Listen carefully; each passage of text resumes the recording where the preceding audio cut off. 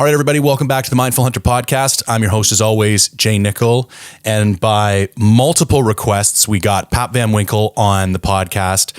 And we're basically going to do a deep dive into rifles and guns and all kinds of good stuff. Everybody was really good to send in some questions on Instagram. So with the limited time we got, we will do our best to get into those. But as usual, one of the things I always try and focus on is I'm always interested in people's stories, because I kind of came into hunting later on in life. A little bit of hunting as a kid with my dad, but then like 20-year break. And it wasn't until my mid-30s when I really got obsessed about it again. I'm always super interested with how people came into hunting. So what came first for you? Was it the guns or was it hunting? And was that a family thing or did it come about later in life? Definitely, a hunting thing. Grew up in a hunting family in Arizona. Okay. My dad hunted, my uncles hunted, my grandfather hunted, big family thing, just hunting. And it started obviously with rifles, at age 10, shot my first deer and elk and everything. First year you could legally hunt. And then shortly after, my dad he was a bow hunter. And so my dad introduced us to bow hunting. And so growing up, I did both. It was just kind of, bow hunt over the counter tags in Arizona. And then when you did get lucky and draw a rifle tag, you went out and filled the freezer, but everything else was just taking my bow for walks and, and having fun there. And so that's how it kind of started. I love Arizona, man. We're actually heading down on Sunday for 5 days to Scottsdale. My wife loves it down there. It's definitely like top 3 places where obviously being from Canada, moving to Arizona is not on the near to-do list, but I love especially the hunting. I think Arizona is a great state, man. Growing up there, it was a great place to be. I left and moved to Montana about 12 years ago now, 13 years ago. And growing up there and hunting there and guiding there, I guided for, over a decade, guiding big game hunts and stuff. I don't go back very often. It's just like, it's changed so much. And in my opinion, the quality of hunting is gone. People are excited to go there and like, oh, this place is awesome. And it's like, man, you should have seen it 20 years ago, 15 years ago. Like, place was amazing. Still has, record book animals and it's a beautiful state in terms of the outdoors and hunting opportunities there. But, when I go there now, it's just there's so much pressure. There's compared to what I know it as. And then anybody that's listening that hunts Arizona is like, oh yeah, for sure. Like, guys can relate because we always talk about it. Now, what do you think that's from? Do you think that's just from like the natural increase in hunter population in the States? Everybody's always really quick to kind of blame social media. I'm always a little reserved in that regard, but I'm not so ignorant as to say it hasn't had an impact, but I'd be interested in the opinion of somebody who's actually from there and kind of seen it pre and post. I think social media definitely has had a huge impact because of that. It's a huge connection platform for everyone to get out and share their stories. And so guys are going down on these over-the-counter hunts and hunting and seeing deer and killing big bucks. Just archery is so much more successful nowadays with guys shooting further and shooting better. So guys are having way more success now than they ever have had, I think. And so when guys have that platform to share their stuff, everyone's like, man, I want to go do that. What else am I going to do in January or December? So I think it's definitely had an impact. But like you said, man, when you go there and your wife loves Scottsdale and the shopping and the food and the sun and everything else from those of us that are like up in the north, it's hard to not like the place, and to go there. And then you get there and you're like, wow, there's a ton of public land, national forest hunting that, like in my home state now in Montana, man, it's a struggle to find places to hunt. I have tags in my pocket every year and it's awesome, but the hunting is, the quality of the hunting isn't as good. It's like trying to kill a bull elk up here in Northwest Montana is brutally tough. But you have that tag in your pocket every year versus, going down to Arizona where you have to draw the tag. But when you do have a tag, it's wide open. I mean, you have to really hunt hard to find a place that you can't actually hunt in Arizona. It's like kind of the opposite of most of the Western states that don't have that kind of public land access. I think that's a huge draw.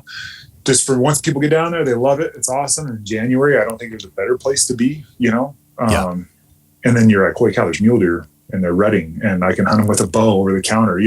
I don't think it's long. I don't think those opportunities are long for the world. I think this quota system they put in place isn't working very well. I think they're overshooting their quotas horribly and kind of mismanaging that asset there.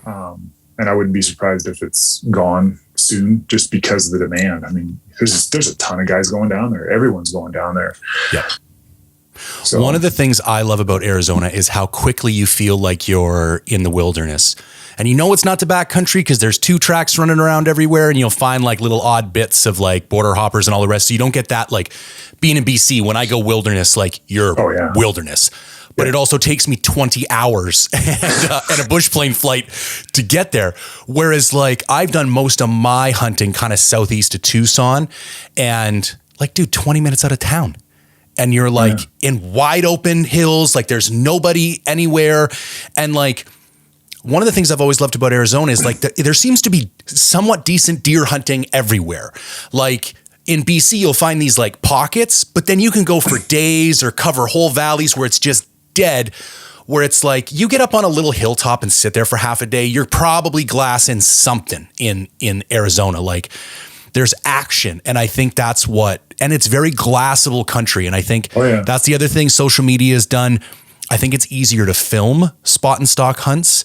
So that's kind of what people see. And then that's their idea of what a Western big game hunt is. And, come from BC, unless you go sheep hunting, like we don't spot and stock elk. It's different though. There's a lot more still hunting involved. There's a lot more really thick timber involved. Like it's not the same expansive kind of look at everything, as it is in the Southwest. And I echo your concerns about the management. And I think what's going to happen, I remember hearing a statistic, and I'm going to butcher this, but I think 4 out of 5 hunters now hunt more than one state or more than 2 or 3 states. Like it really used to be the vast majority of people hunted their home state like 10, 15 years ago. And that's kind of and I think one of the things social media has done is opened up like how easy it is to go hunt all these other states.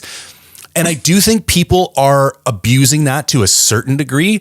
Like I'm okay with a place like Arizona. If I could get a tag every 3 to 4 years, I'm golden because there's other states, there's at home, there's other places. Like I don't think you have to get 5-6 tags in every state every year. And I think that's where people are kind of going overboard a little bit. And with a state like Arizona, even Montana or Wyoming, I build up points and every 3 or 4 years I put in for my tag and you can kind of like rotate through them and you get one kind of cool tag every year in a nice kind of far off location where it's a bit of a different adventure and you get to see some new country. And I think what I'm saying is from my perspective, I'm totally fine if they kind of clamp down a little bit and focus back on the kind of trophy potential and the premium hunt potential as opposed to just wide open opportunity, which will like, that over the counter coos deer hunt in January, which is what originally took me down there, was kind of like, I couldn't even believe it. I'm like, you kidding? Like, how come, like, what else are you doing in January? And it's like $300 for an out of state guy. And you can just come and hunt coos deer for the entire month of January and in the rut. Like it was crazy.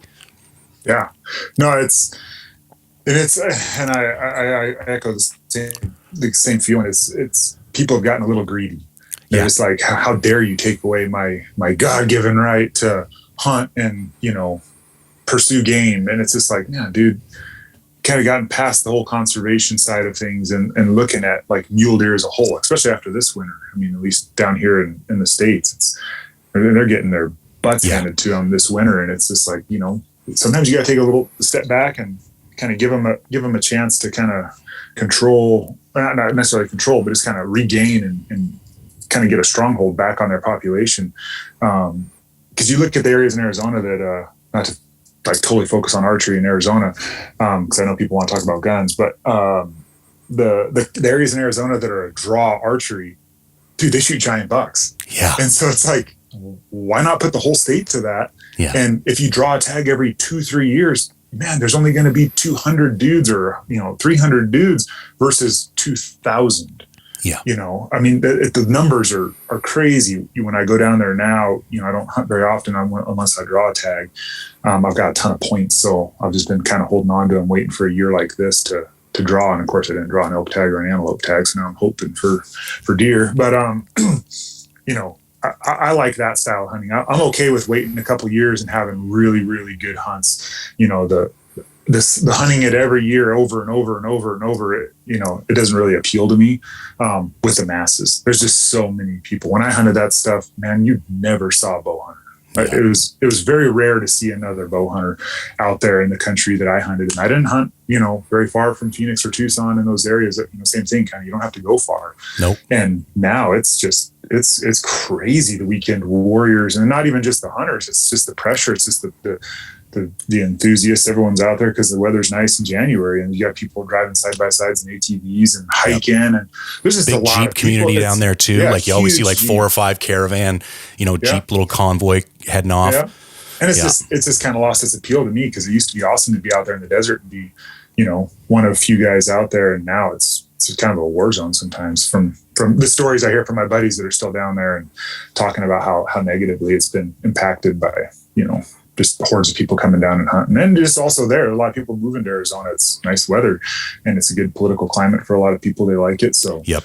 And you got hunting in your backyard. So you can't fault people for wanting to move there and hunt and so forth. But the state hasn't done much to limit like the over-the-counter archery deer hunting. It's just kind of taken off. So it's gotten a little crazy, in my opinion. But, I'm up in Montana, so it's easy for me to say, you guys should limit it when I have tags in my pocket every year, Yeah. Yeah. Well, and that's the same thing here. Like in British Columbia, there's like the vast majority of hunting is over the counter. Like we do have a draw system, but there's no points. There's somewhat of a premium thing to the draws, but arguably you can have just as good of a hunt on the over the counter tag as you can. But we have like really weird things, like there'll be open bull elk areas, but it's 6 point only. And they won't do any, like there's like a couple little areas on the island where they're draw for elk. And I've been talking for years on the podcast, like, why can't we move some of these areas into a draw? Like, I would rather have a decent hunt every 2 or 3 years than a crappy hunt every year. But it's so ingrained into the culture of BC. Also, our tags are dirt cheap. Like an elk tag's like $20 or $30. Like my stone sheep tag is $40. It's nuts. And technically I could do 2 over the counter. Like the amount of stuff you can do over the counter is wild. And because the guys who are from here and have grown up here, like they think, like you were saying earlier, it's our right. We should be able to just have all these over the counter tags for next to no money and open hunting potential on everything. And you try and bring up the conversation that there, maybe there's a more responsible way to manage this. And do you really need to go hunt a deer, an elk, a moose, and a sheep every single year? Like I certainly don't.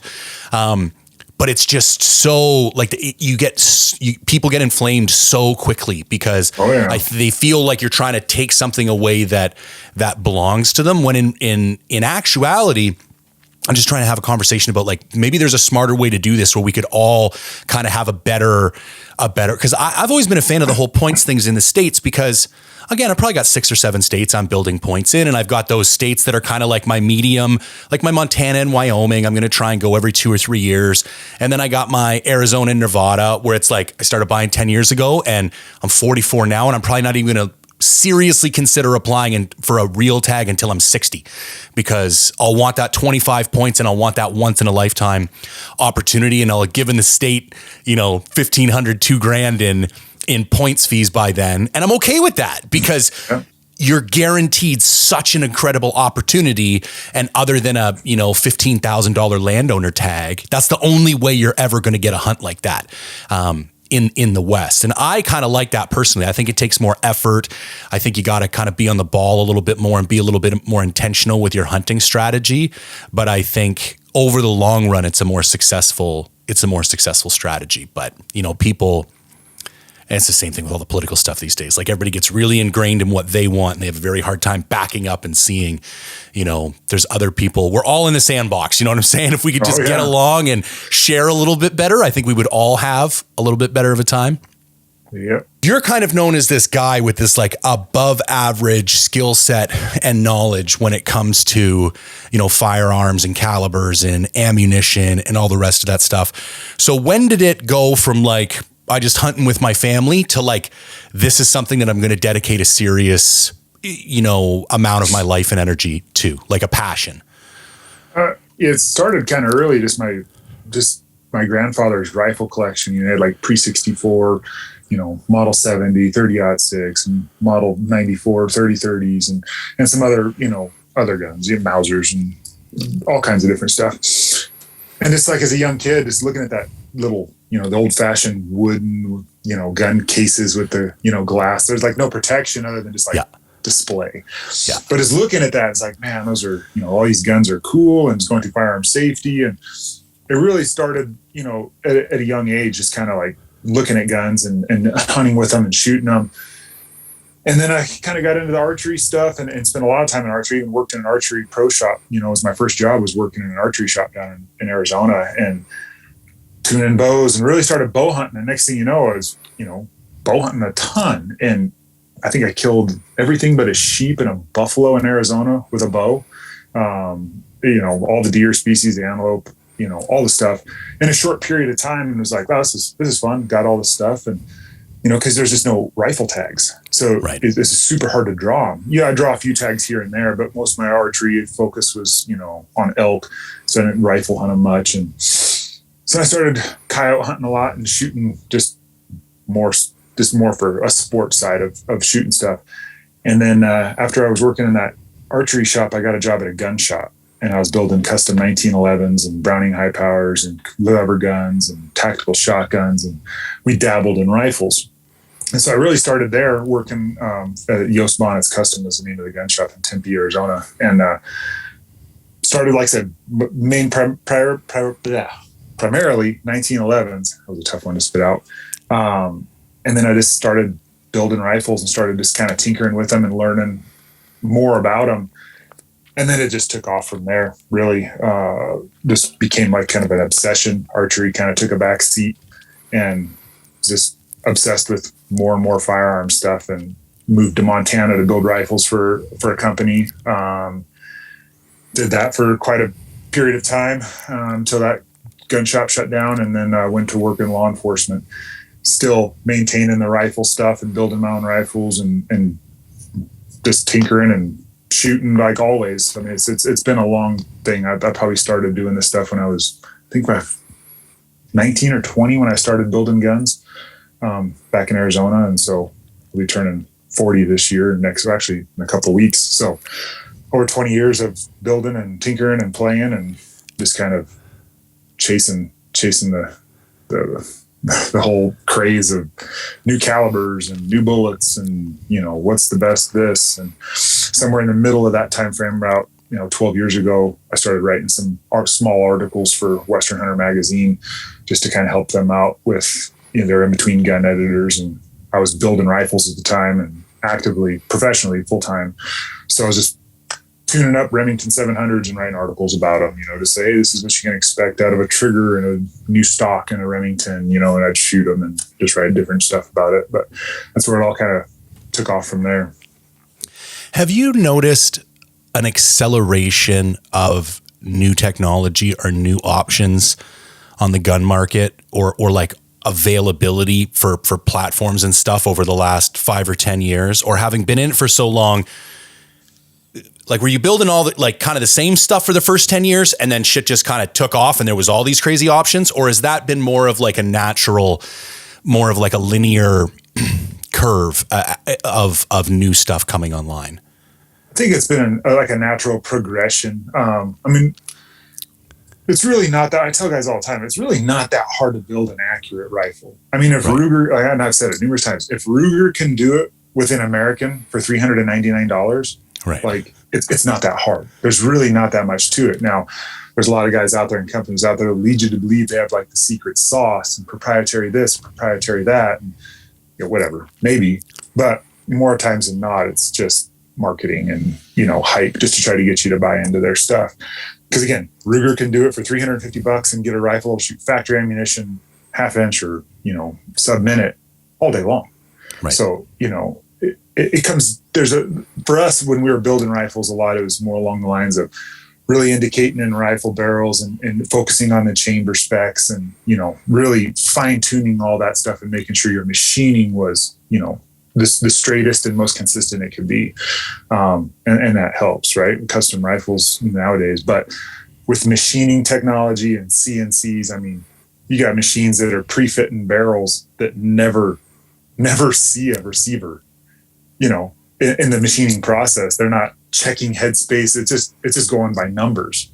Right. And they're kicking out barrels that are amazing, that shoot as well as anything you could build, 10, 15 years ago. So there's a lot of it. And just like, I think it's components, the steel we're using, I think is better. We've learned that certain steels work better machining wise, and the cut rifling processes of the technology there for machining is just technology. I think it's just driven everything to the next level and gotten it to where there's a lot of people making really good products now because it's easy. I mean, it's really not that hard to build a good rifle that shoots well. Where people get a little bit crazy with it is their drive to these like one hole guns, these quarter-minute guns, and they obsess over chasing these, new Wildcat cartridges, or not new Wildcat cartridges, but really trying to push the envelope of what cartridges are designed to do and building tons of crazy cool rifles. And I have a ton of them. They're fun, but it's kind of gotten where I've taken a step back and I'm like, this is crazy. Like, right. What? We don't need all this, You see a guy I see guys every year shooting bigger bucks than me, and they've got, a rifle from the 70s, and it's just like, you can do it with anything, it's the hunter, ultimately, not what's the old adage, the Indian, not the arrow. I kind of feel the same way about gear. Like I've somewhat made, if I've made any name for myself, it's been in reviewing gear because I tend to be a highly technical guy, and there's still 50-year-old dudes in BC wearing like Wranglers and Mac jackets that are like killers. They've killed more stuff. They've killed more stuff in their life than I'll ever see. No matter how much Sitka I'm running around in and what I got on my feet, and it's fun and it's cool. And I like to nerd out and geek out, but I try to be really clear with people. Like, listen, it's a great way to spend your money and it's fun to nerd out, but like, it's not going to have that big of an impact on what you're able to kill at the end of the day.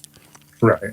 I mean, and then I love gear and reviewing and testing different products and, like clothing, and I kind of stick to my rifle stuff. I don't really dabble in a lot of things. But like clothing for me has been like game changer the last couple of years. Just how long can you stay out there? When it's -10, -15, -20, and most guys are like, nope, I'm not going hunting today. It's too cold. If you've got the right gear, man, you've got an advantage and can stay out there longer. And I think it increases success more than anything, just your ability to stay out there longer based on the quality of gear you have. And it goes into rifles or, anything else as well. But it's crazy. The gear race lately is it's wild to see where we've come. And, God, when I was hunting Arizona, we were wearing cotton. Yeah.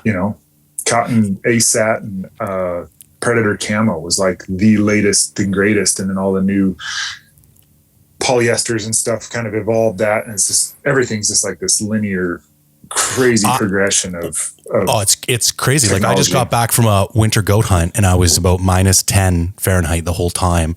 And I walked in with the same clothes that I wore the entire trip, slept in the same clothes, glassed in the same clothes, hiked in the same clothes. I had one outfit, and was remarkably comfortable. Like it was one of the most comfortable hunts I've ever had in my life. Like it was crazy. And the one area for me where I think there's been a ton of advancement as well is synthetic insulation. The warmth factor that they have been able, like I don't even touch, I live in BC, down is useless up here. And everybody always like, how come you're not running down? And it's like, have you, like, I know it sounds like a great idea, but like, have you legitimately gone to a cold, high humidity place like the true Pacific Northwest, like bordering the Yukon, and spent a week out there? You go out there with your down and tell me how that works for you, because I have, and it sucks. And some of the stuff that, I happen to run Sitka because, John is a friend and they send me stuff when I need it, but I don't, I think there's a couple companies that are of the same caliber that are doing the same thing with like crazy innovative aerolite gel technology and stuff with their synthetic insulation. That is like the discrepancy now between synthetic and down is so much smaller than it used to be. And it's so much more functional. Like I used to be a big merino guy too. And after running some back-to-back tests, I've just kind of, except for a pair of merino liner gloves that I love, I don't really even have any merino anymore because it just doesn't function as well as my synthetic base layers. Yeah, I'm in the same boat, man. I'm actually packing up right now to go to Kodiak in a couple weeks for a brown bear hunt. And like stoked. First trip to Alaska for me. And it's a kind of a last minute deal. I literally was offered this hunt and I had 4 weeks. Wow. And, funny story, all the rifle stuff. This hunt comes up as I'm going on an industry type hunt, shoot coyotes and stuff a couple of weeks ago. And my buddy of mine calls me and he's like, "Hey man, I've been on wait lists for cancellation brown bear hunts and stuff because it's just gotten so outrageously overpriced. I just got on some cancellation lists with a couple companies or a couple outfitters and then one buddy at Outdoor International, Kyle Hansen. And it's just like, he's been looking out for me and finally he's like, I found a hunt for you, man. But it's like, you have 4 weeks, that's tough. It's super tough. I mean, just like, all right, I got to come up with, this much cash. I got to get all this stuff figured out. But what really threw me was I built a 375 H&H forever ago. When I first started building rifles and dreaming about brown bear hunting, I was like, I'm going to build a 375 H&H on a Winchester Model 70 and, iron sights and, whatever, build it all out just for brown bear hunting one day. And so I built this rifle and built some loads up for it. And then I didn't really use it a whole lot, right? Because I've got other rifles and other projects and it's kind of heavy. It doesn't, have a carbon fiber barrel and a lightweight stock. It's a heavy gun. And this hunt comes up and I don't have any ammo or bullets. I loaded up like 260 grain and 300 grain AccuBonds and developed this sweet load. Dude, I haven't seen those bullets in like 4 years on the shelf. So now I'm like, brown bear hunt a lifetime. My load is worthless to me. I can't even find ammo from Nosler. I can't find bullets from Nosler. I can't find anything. And this is you. Imagine how normal guy is doing out there. Yeah. Like, I'm screwed. And so I had some buddies that were like, hey, man, I can get you some bullets. And I'm like, I don't have time. I don't have time. And so I found some ammo on the shelf, some factory stuff. And my rifle just didn't, it's a brown bear. Like, it's got to shoot very well. And it just didn't shoot well enough. I mean, it's just kind of like your factory ammo kind of stuff. It's, some guns it shoots really well and other guns, not so much. My rifle did not like it. And so a buddy was like, man, I got you. And so I'm leaving to go on another trip to go fly fish in Pyramid Lake. And he takes my rifle and takes my brass and loads up a whole bunch of hammer bullets.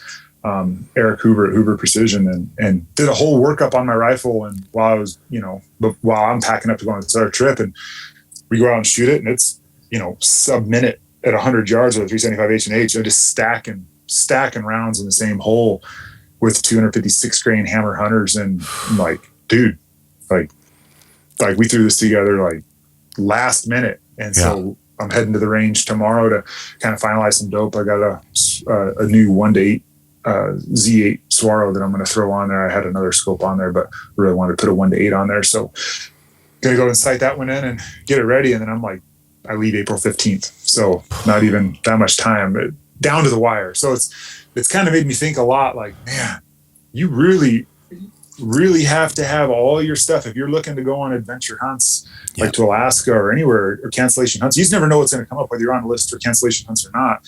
You never know what's going to be presented to you, in opportunities. And with today's day and age and with hunts availability, man, you just never know. Like I had no idea this hunt wasn't even on my radar. Right. But then when it comes up and it's just a great opportunity and it's a great hunt with the right outfitter and the price is right, you have to make it happen. And, it's kind of one of the things where I could have took some other rifles, but when I started really looking at my rifles, I really didn't have anything after talking to the brown bear, guide, the outfitter and guide, same guy. He was just like, very selective about what bullets. He didn't really care about caliber. He preferred 375 like most guys do.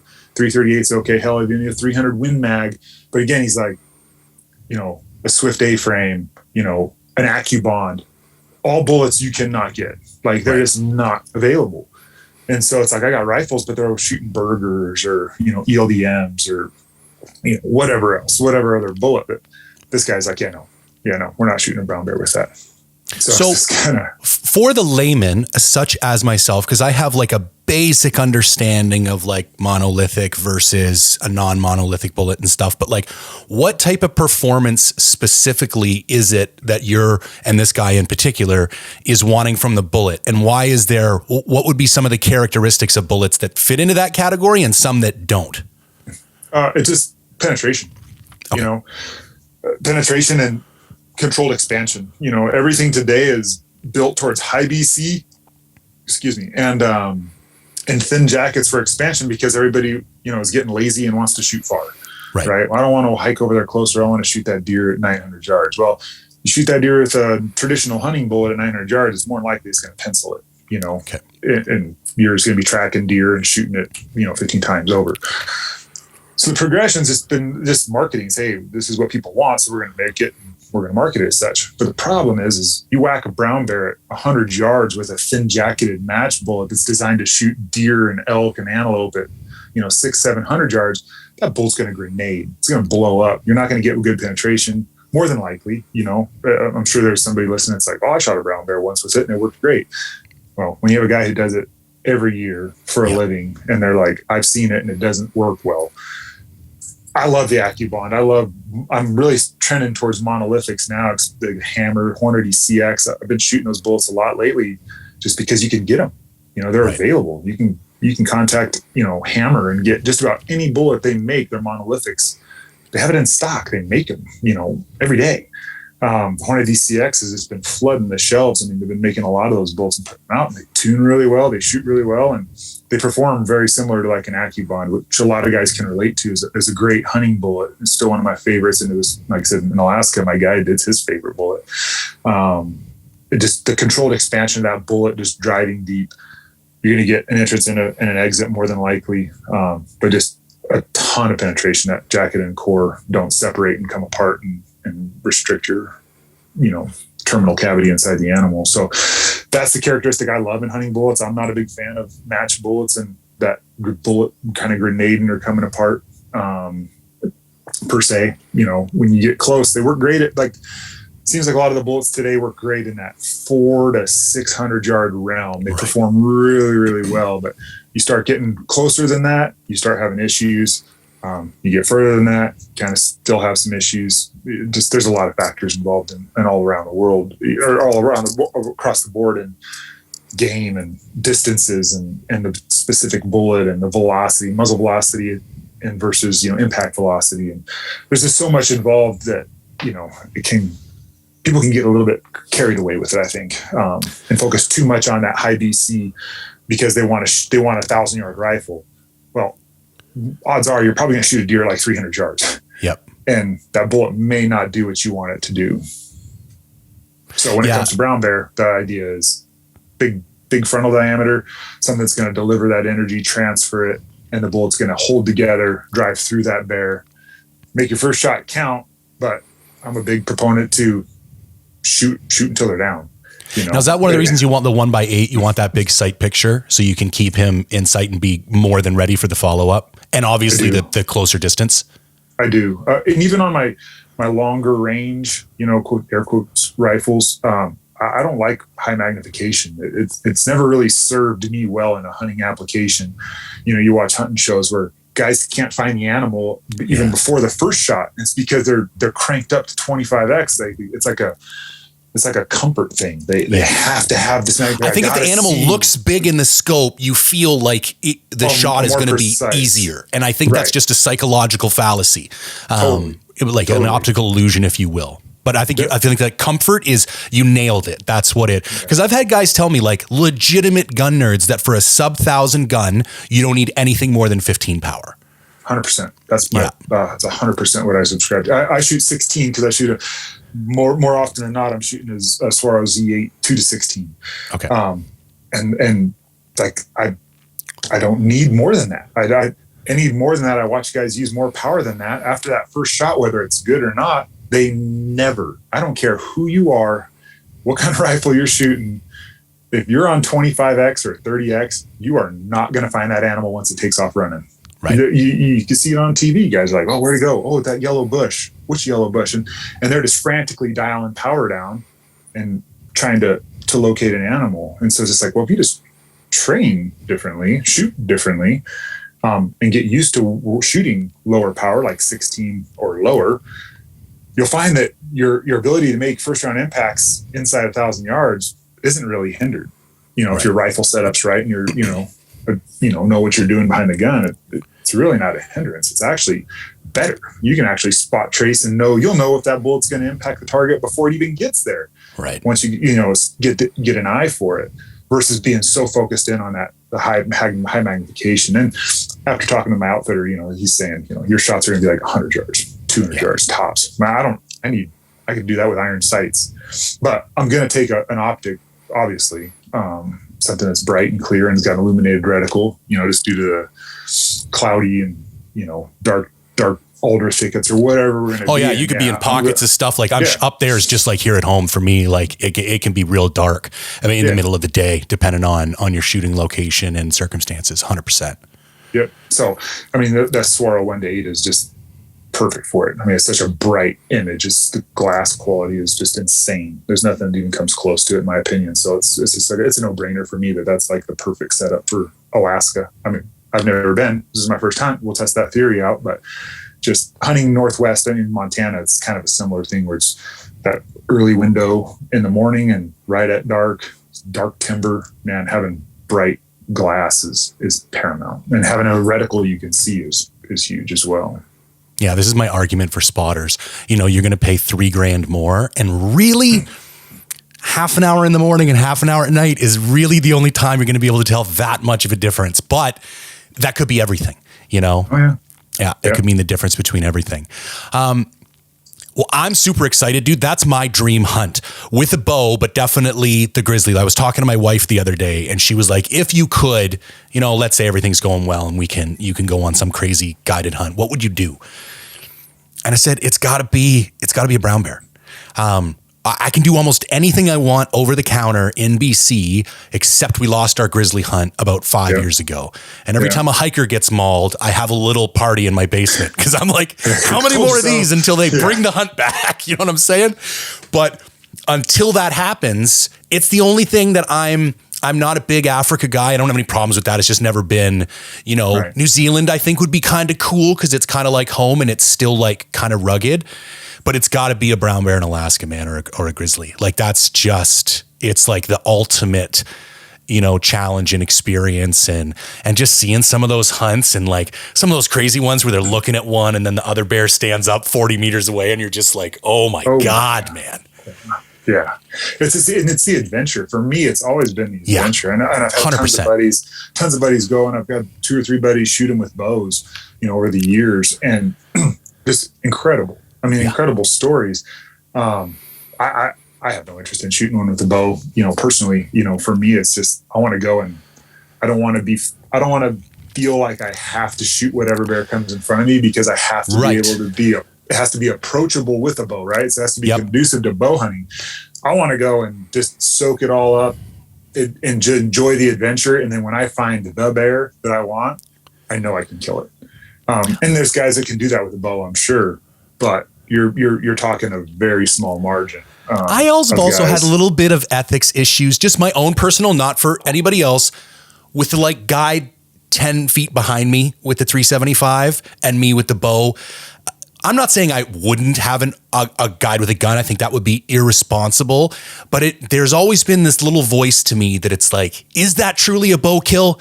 Because if you screw it up, he's got your back. And there's always been a little bit. So it's like, I totally get, and it's like, dude, when you're sub 100 yards, I don't care what's in your hand. Like, that's crazy. Do you know what I mean? Like, a lot of shit can go wrong sub 100 yards with an animal like that, regardless of what you're going to shoot him with. My hope for this hunt, I mean, obviously just, I don't have a lot of expectations in terms of like, this is how I was scripting the hunt out. Yeah. But I really want to predator call the bear in, and I want to shoot the thing on 1X at like 25 yards with a 375. I think that would just be epic. I mean, that's what you see when you see those hunts. You're just like, oh my God. You know, that's what you go for, you know? And if the bear's hanging out at a den at 200 yards, cool, like whatever. But to call, there's the few videos you see out there of guys calling those huge, 9-foot plus bears into 20, 30 yards and shooting them chest right underneath the chin and the chest. And then it's just a rodeo with bears rolling and roaring and biting everything around them. And it's just guns going off. Like, shit gets Western fast. And I'm kind of like hoping that happens, secretly. I want it to be like clean and whatever, but it's kind of like, man, that would kind of be cool to have that story. Have you thought about what you'd do with the mount? So in the middle of all this stuff that we've been talking about, what I've been doing, I had my own taxidermy business in Arizona. No shit.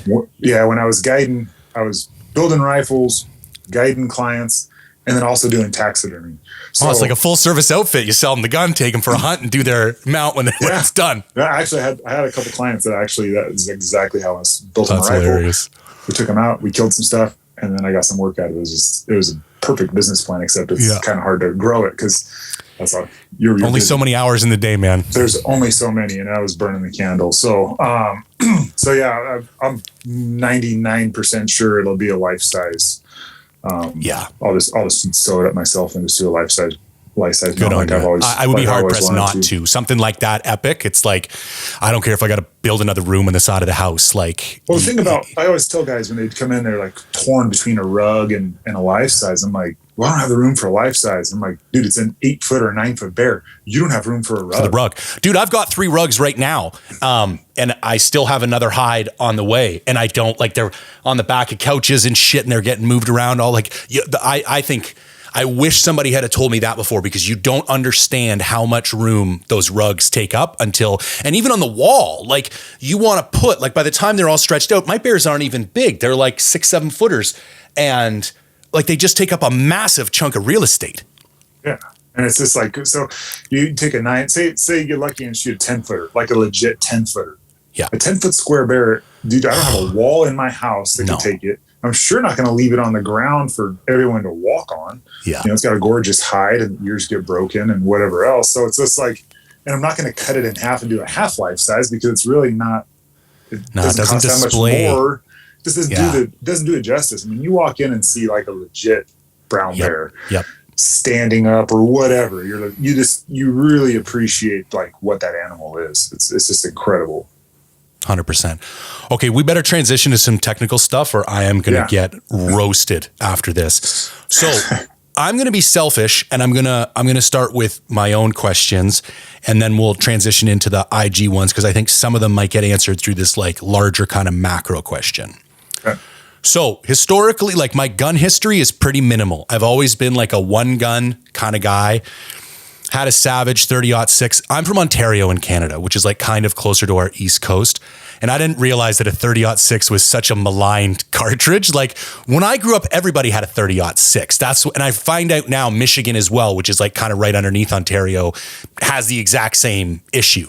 But when I came out west and I bought a 30-06, it was like, everybody's like laughing at me. And I was like, I don't know. It's like, that's what we used for deer hunting. So anyways, had a Savage 30-06, sold that. Then I bought a Tikka 308 because I was doing primarily blacktail hunting. Sold that, picked up a Tikka 300 Win Mag because I wanted to be able to reach out a little bit further. And I loved both of my Tikkas. And I still say for under $1,000, I don't think there's a factory rifle that can beat that T3X line. And then last year, my dad and brother were coming out for an elk hunt, and I wanted to have 2 guns in camp. So I'm like, well, we'll use this as an excuse to buy another gun. And I wanted to upgrade a little bit. So I bought a Fierce. I bought a Fierce 300 PRC, their CT rival. obviously it shoots laser beams. I'm shooting ELDX, which I'm fairly certain, I think they have an ELDM as well, but that's literally the only factory ammo that I know of for the 300 PRC. So that thing shoots laser beams, but 24-inch barrel, big stock, and I primarily bushwhack. Like, I'm a mountain hunter. And after taking that thing on, I think 4 hunts now, it's a beast. Like, it's either sticking too far up my back, the stock's sticking too far down, and when I take my backpack off, I'm ramming it on stuff. Like, it is not functional for my purposes. And so now I'm in the process of going folding stock, because from the carrying it around factor alone, it really seems like I don't want to chop down a ridiculous barrel or anything like that. So I'm trying to pin this down to one actual question, I guess. The other thing is, I recognize there's no perfect caliber, but what I liked about the 300 PRC is that it's big enough to kill. Like, I could take a moose with that if I wanted to. It's big enough to kill anything in BC, and yet still has, great BC. So if I do want to shoot a goat at 600 yards or something, like, it's going to reach out and do that maybe a little bit better than the 300 Win Mag did. I guess 2 questions. What are your thoughts on these new kind of hybrid custom stock guns like the Fierce? Do you think they're worth the money? And we don't have to call out Fierce specifically. I just mean like that class of rifles. And for a guy like myself who's looking to move into a folding stock platform, what are some of the first questions that I should be asking myself? Gotcha. When you say like the Fierce rifles, give me because it all comes down to budget for me. My first question when guys, because I have tons of questions, and guys, feel free to message me on social media on my page if you have more gun questions, and I'll always answer them. I very seldom don't answer questions. I'm like 100%. Might take me a day, but I'll get to your question.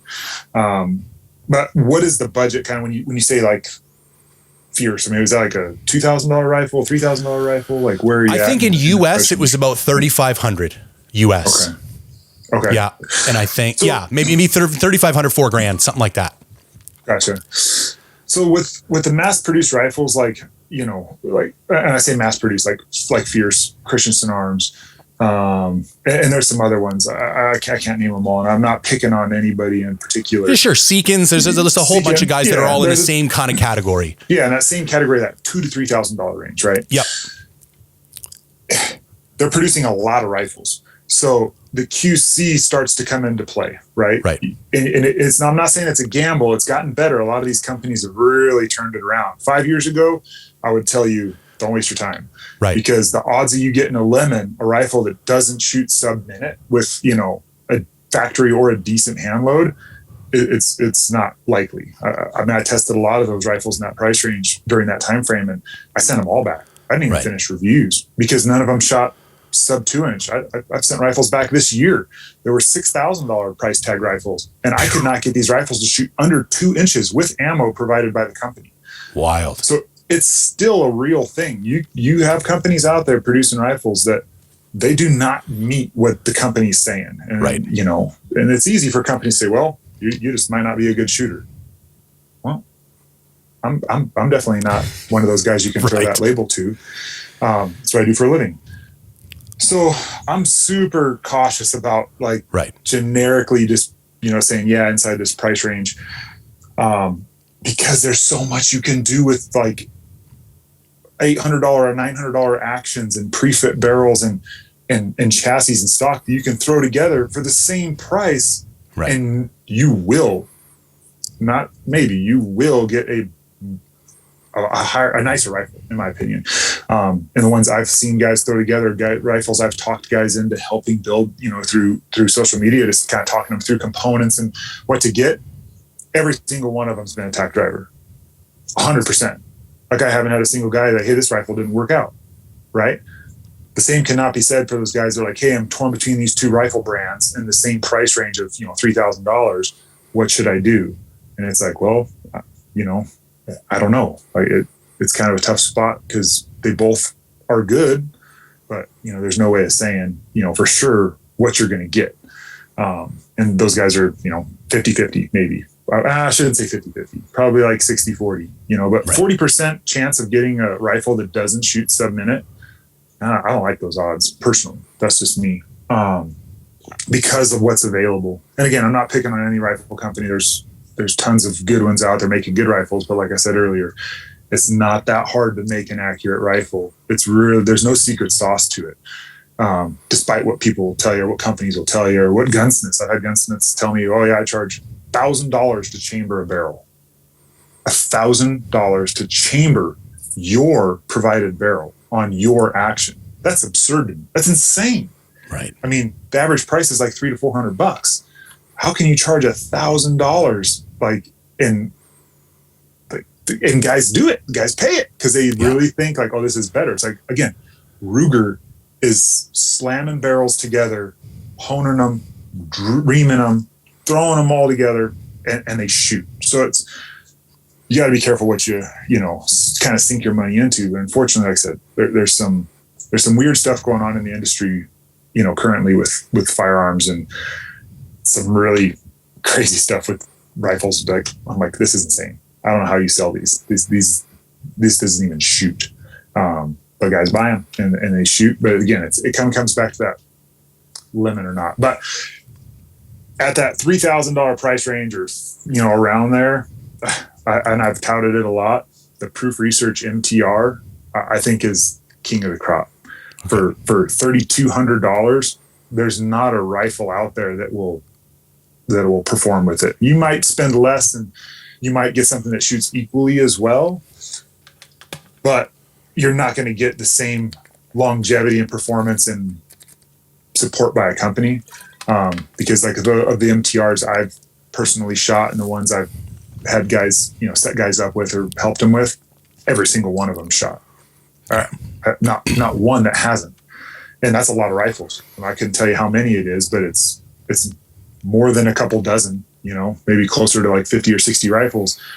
And every single one of them shot well under an inch. Okay. That is kind of hard to compare when you start adding other rifle companies in, where I can say that you're going to be on the same parameters of performance for the money.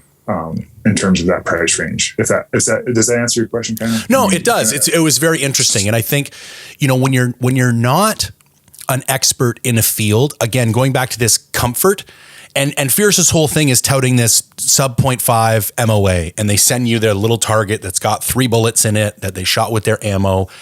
And I was lucky; I had a guy set mine up, and he was able to replicate it, so I felt very. But it was the idea that when you're going to a gun builder, if you don't know a gun builder or you don't know how to find one, you run that risk of like, I don't know, is this guy charging me what he should be charging me? Is he going to build what he should be? There's this anxiety. And I think the reason that these kind of hybrid options have become so popular is that they're trying to reduce that, or that's the marketing appeal, is that you don't have to know anything. You don't even have to know how to be able to shoot.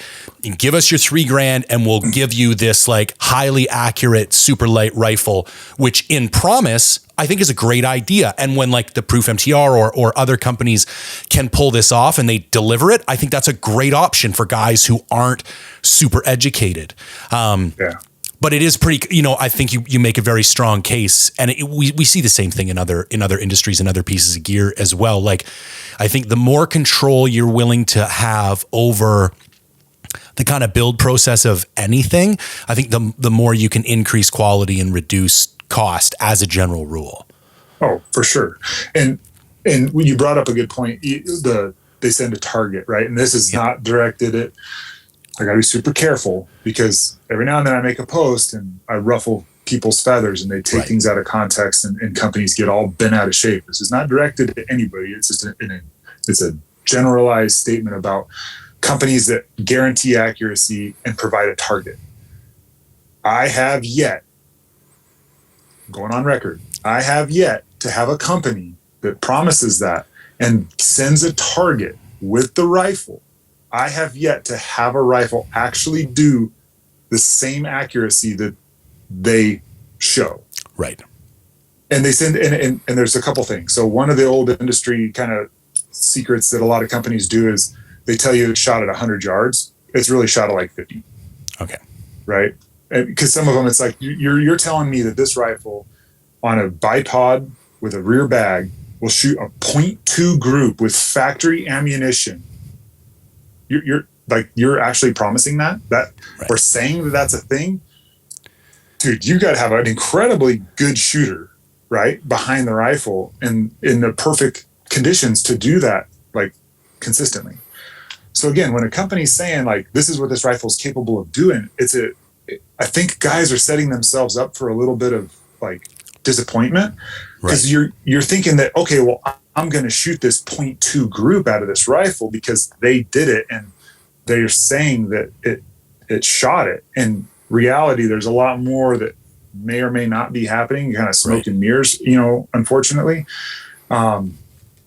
because I have yet to see it. I mean, and I have the rifles that guys build for me that they don't send a target. Hell, they didn't even test fire it. Right. And I get the gun and throw just some hand load I built for another 300 PRC or another 7 SAUM or 7 mag or whatever, throw it in there and half inch, all day long.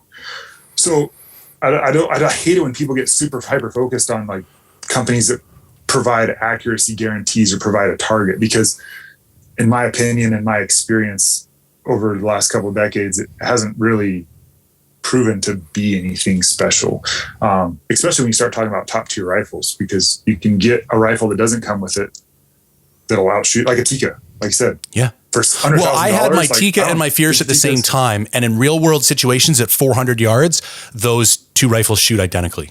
Like literally identically. Like I had a 4-inch steel at 400 yards and I was getting about the same. I'd go from center to a little left to a little right. I could hit the steel every time with both rifles from a bipod and a rear bag. And I was like, well, scoped, this was $5,000, and scoped, that was $1,500. Like it was like, and from maybe that one weighs 8 ounces less than this one. And this one's prettier because it's got a carbon barrel and some fancy, paint on the stock. But I couldn't help but admit, like, functionally speaking, these two rifles are identical, both shooting factory loads. I think my 300 Win Mags were Barnes TSX or something, and the ELDX out of the 300 PRC, but they were identical. Yeah. I mean, I set up a pile of rifles for buddies in Montana, and the Tikka T3X, I think it's a stainless one, right? Yep. Loophole Vari-X, or I think it's a VX5 or VX5 HD. That's the one I got. Yeah. 300 Win Mag. Yep. With factory Hornady Precision Hunter 200 grain ELDX. Yeah. I never saw, I know we probably built like a dozen or more, just helping buddies set up rifles. Tally, the lightweight alloy ring base combos. Yep. Dude, I mean, literally as simple as blue Loctite those bases on, torquing them to the right specs, getting eye relief set. The first 10 shots out of those guns were sub 1-inch groups.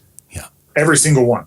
It's incredible what you can throw together. I mean, if you're really on a budget and you want a rifle that's going to perform and hunt everything, a 300 Win Mag Tikka with that ammo and that scope, but those guys, they flat killed stuff. Inside 500 yards, everything they shot was one and done. Yeah. And that's hard to beat for that combo. Like you said, you're probably like 1,500, 1,600 into it. Yep. And in 300 Win Mag, you can find that ammo pretty readily available compared to the 300 PRC. Yep. And they're performers for well under $2,000. I thought I was really going to be more impressed with the Fierce after switching from the Tikka. But like when I sit down and did the math, I was like, because even the Tikka is still an incredibly light gun for what it is. And I literally think that Fierce might be, like, when it's all said and done, might have been 8 ounces lighter than my Tikka. Okay, so maybe a better pointed question is, what is your opinion on folding stocks? Am I completely out to lunch here? Do they serve their purpose? Is it a good option for a backcountry hunter like myself? They seem to be all the rage right now, and I don't want to also just fall victim to kind of what the hype is and what everybody else is doing. No, I think they serve a very useful purpose. I built a rifle long ago on one of the first folding stocks that Manners came out with long ago, the T4A folder. And it was, dude, that rifle weighs 16 pounds. But like as a side folder, it's like, man, this is cool. I still got the rifle, and it's a shooter. And it's got this cool side folding stock with a 16-inch 308, barrel. It's got a lot of cool factor. But the lockup on it was super tight. The one I got, I've heard guys say that theirs wasn't as tight, it had some, wiggle in it or whatnot. But that was like one of the first ones, but it was so heavy, it just wasn't practical for hunting. And then you kind of saw a progression in the side folders, but there was so much movement and play in them and longevity over tons of use. You'd question the durability. But like companies like XLR, I've got an XLR Element 4.0. Man, that side folder locks up like right now. It is super tight lockup. It's a tremendous chassis. It shoots extremely well. It doesn't need bedding. You just slap the barreled action in it and go.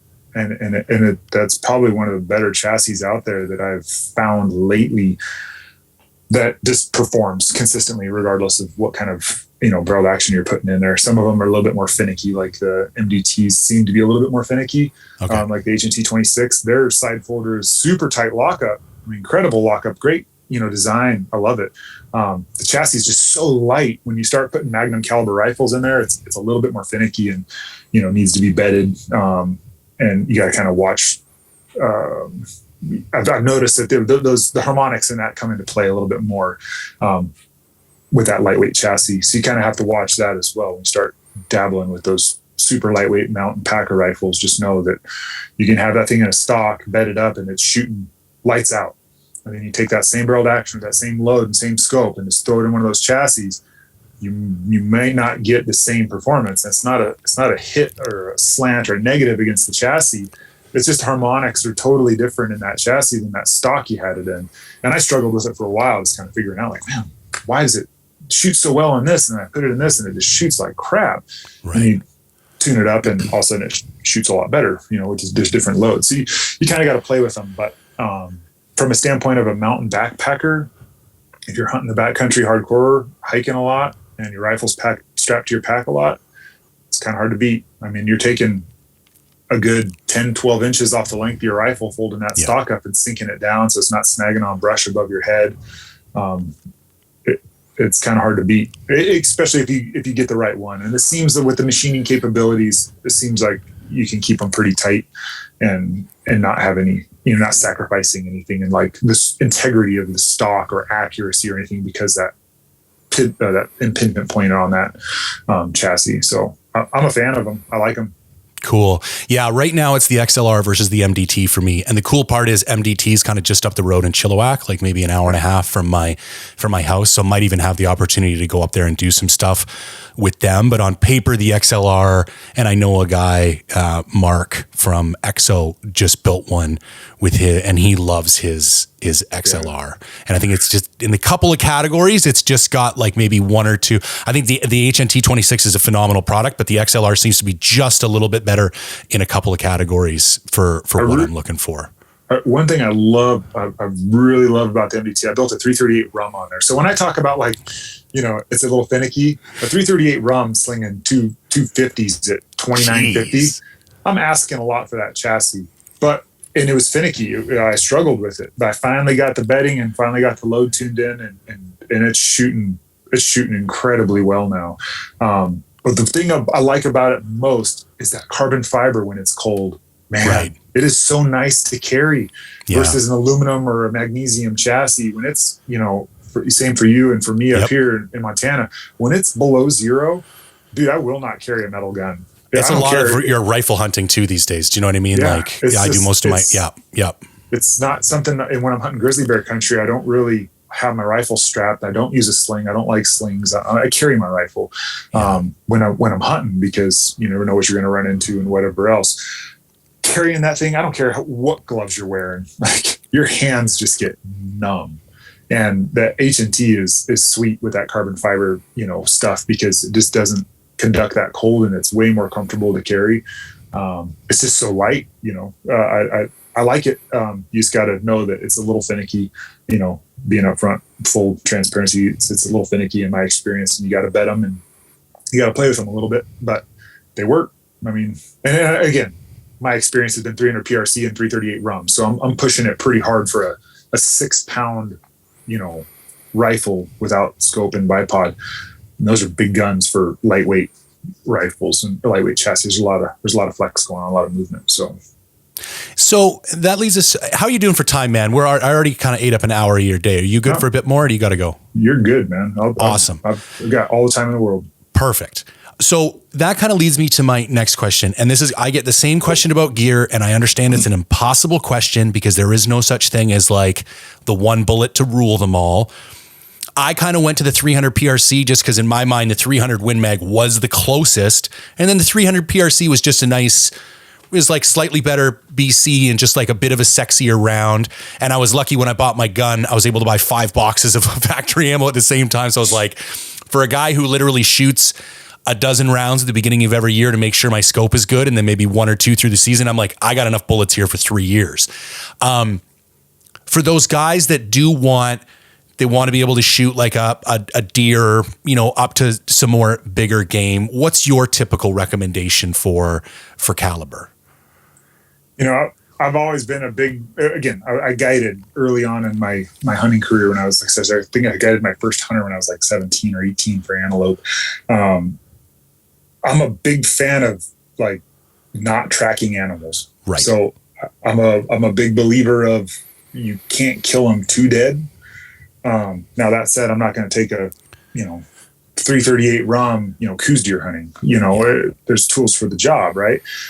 There's a median, there's like the happy medium place. And I'm still a big fan of the 7mm Rem Mag and the 300 Win Mag. Everyone poo-poos the belted cartridges, but man, anyone that says they're not accurate, come on over and let's pink slip rifles, because I've got one of each that'll outperform any new. And I love the precision. I love the 7 PRC, the 6.5 PRC. They're great cartridges. Hornady did amazing things with those designs. Amazing things. Those are great cartridges. They're not hype. I get questions all the time. People are like, are those really going to be around? Dude, those cartridges are not going anywhere. Like, they're not. I mean, unless Hornady goes out of business. Right. Even then, I still think those cartridges should stick around because they're so well thought out and engineered, but like guys get all wrapped around the axle. It's like, well, we don't need it. My 300 Win Mag does the same thing. You're right, it does. In a right chamber of a 300 Win, guys have been shooting a long time, shooting 300 Win Mags, 7 Rem Mags with custom rifles that are custom throated or chambered. Those rifles aren't really, the 7 PRC and 300 PRC aren't doing anything that those guys haven't been doing. And I get that. But what guys are missing is not everybody has a factory or a custom rifle with custom throating and all this wildcatting going on in hand load. The vast majority of hunters are buying factory rifles and factory ammunition. That's what pays those companies and keeps them operating. Nosler, Hornady. That's what keeps them operating. That straight up. So when they can produce a cartridge that will do what we've been doing with wildcatted 7 Rem Mags or 7 Psalms, really high, overpressuring rounds, when they can do it and keep it inside SAMI pressure and come within 25 or 50 feet per second of that, that's a win. And it's not something that should be like guys talk shit about it. Like, well, whatever. It's just I've been doing that forever with my 7 Psalm or my 300 Win Mag. Well, yeah, but again, you're a very small market, a small demographic that's not really keeping those companies in business because you hand load and do your own stuff. So I love those cartridges. I love them all. But I love 30 cals. I mean, and I've said it 1,000 times and I get asked it a lot. If I could only have one, I'd have a 300 Win Mag. There's nothing if I didn't have a 375 H&H, and I didn't have a safe full of guns and I had my original 300 Win Mag that I built 15 years ago that is just a killer, I'd take that rifle, no questions asked. And if I could find 200 grain AccuBonds, that's what I would load in it, and that's what I'd go hunt. And I wouldn't even question it. I mean, even my guide was like, it'll kill brown bears all day long. He's like, I've seen guys kill them with one shot from a 30-06. It's just shot placement and being, surgical with your rifle as always is paramount over, high VC bullets or muzzle velocity or anything else. It's just putting that bullet on target. Now, granted, at longer range, the higher VC stuff helps and the higher muzzle velocities help achieve that. But in the reality of hunting sub 300-400 yards, there's no gain. There's no gain to shooting high VC bullets. It doesn't matter, in my opinion. Yeah. No, that's very interesting feedback. Okay, next question. I'm hoping you know what this means. Shoulder bump 280 AI. So I'm a shoulder bumping, like, so I'm assuming he's just talking about a 280 Ackley. Yeah. I'm wondering if do you think it's a good round? I don't know. That's a weird question. If he's talking about the 280 Ackley and the shoulder bump that it has, I love it. I love the 280 Ackley. It's a phenomenal cartridge. And that's another one where somebody said, hey, you can't have a 300 Win Mag. I'd probably take a 280 Ackley, honestly. I just built a really cool Winchester pre-64 with a proof 22-inch barrel and 280 Ackley and a wood stock built by a company in Washington. Pre-64 Winchester is a company. And dude, it's a beautiful rifle. I'll be posting a bunch of stuff about it, but this brown bear hunt came up and everything just got thrown on like hold. Yeah. So I haven't even shot the rifle. I've had it for like a couple months and it's a beautiful rifle. But yeah, 280 Ackley is killer. I mean, that with a 140 grain bullet, 160 grain max, deadly. I mean, there's nothing I wouldn't hunt in British Columbia or Alaska or North America. Bears, I'd be super skeptical, but I know guys that have dropped Shiras moose here in Montana with 280 Ackleys at 600-700 yards and just stoned them. Good bullet and shot placement is key. So I love it. It's a great cartridge. Well, this one was going to come up.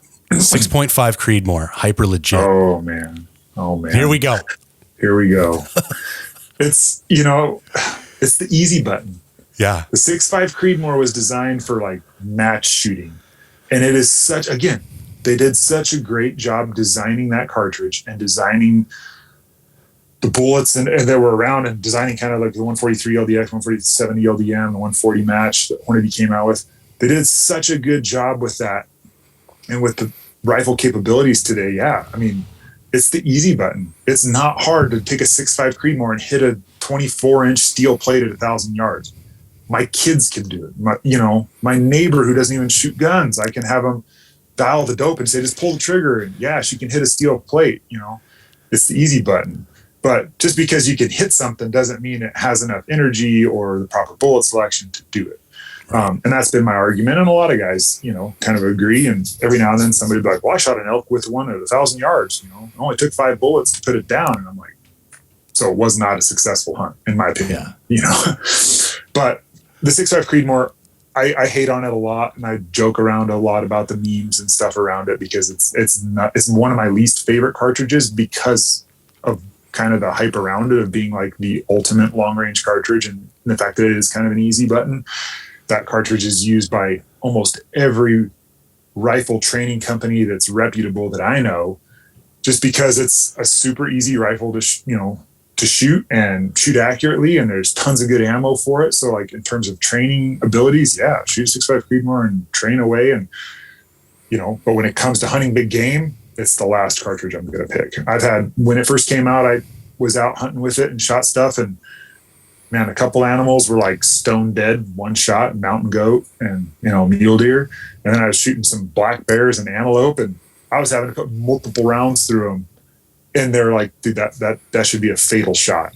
It just was not performing the way I liked it to. And then seen some elk shot with it that I was not a big fan of, and these are all inside 500 yards, mind you. Right. I mean, I shot a black bear with it at like 125 yards and the bullet blew up on his shoulder and it turned into a giant rodeo with 10 millimeter rounds being fired and more 6.5. And it was a shit show. And I was like, well, never doing that again. And again, there's other stuff that went along with it. But like for antelope, I shot 2 antelope with mine last year with 130 CXs and awesome performance, a solid bullet inside 400 yards. Man, I don't think there's a better deer cartridge for kids. Deer, hogs, antelope, I think it's 6.5 Creedmoor is perfect. It's like a hopped up version of an old 243 with a little bit more oomph, like, a hopped up 260, with tons of good bullet options and tons of good ammo. It's a great cartridge for when you start looking at ballistics and comparing what it really should be used for inside 500 yards on thin skin game. I think it's perfect. But everybody wants to push it and just be that guy who, I shot an elk at 900 yards and it worked great. Well, cool. You got lucky. You're reckless. Do it 10 times and then let's talk about it again. I hate tracking animals and I hate wounding animals more than anybody. And being a guy that I saw it time and time again with guns, big caliber and small caliber. But I didn't see many elk walk away from a 30 cal to the shoulder. I mean, Yeah. they kind of just drop right there and makes my life a lot easier as a guide at the time. So that makes sense. Yeah. Any recommendations on how to choose an aftermarket stock that fits without being able to try them all before buying? And I know this guy, he lives in BC as well. And this is one of our issues as Canadians. With anything, with backpacks, with clothing, with rifle stuff, like it costs a fortune to get shit shipped up here and nobody carries it. So you can't, it's really difficult to actually like feel stuff in your hands before buying it. So I think this is particularly a good question. Is that even something, is there any even tips that you have to kind of narrow down that process? Yeah, I get tons of questions from all you guys up north, all the Canadian guys, and good dudes. I love them all. They got some really good questions, and you can tell they're passionate about what they do. So I respect them a lot. But yeah, it's always the same complaint. It's just so expensive. I can't just gamble my money because you guys are paying double sometimes what I can down here. It's insane. But when it comes to drop-in stuff, and I'll stick with like say Remington 700, just because that's the most common. You know, there's others. When you start getting into other cartridge or other action platforms like Tikkas and Winchesters, it kind of gets a little bit hairy on the fit. But like say with like Remington 700, most common. HS Precision has always delivered a stock for me, in my opinion, that is like 100% drop-in. I've never had one that didn't shoot when I took a barreled action and put it in there. They always shoot. HS has long been, one of those companies producing Remington 700 drop-in stocks, and modern machining and stuff that company's expanded too. They may still offer some older stocks, but some of their newer stuff is really good ergonomics and fit and, feel behind the rifle. They work, they shoot really well. In terms of like what to look for, it's hard to say because the molds that certain companies use, they may not be very consistent. You might get wallowed out, or I don't know what their QC is, and I'm really honestly, I'm not a whole in the Remington 700 or any aftermarket stock world. I don't dabble a whole lot in it as much. Gunworks makes some good stocks that fit really well. I haven't had any issues. I had a couple of them in the safe, and that I've thrown barreled actions in, and they shoot really well. But again, you're spending like $1,000 on a stock. Right. You're getting what you pay for. So you spend $1,000 on a Gunworks or $500 on HS Precision or any of the chassis that we talked about, you're going to get a great drop-in fit that you're not going to have to mess with.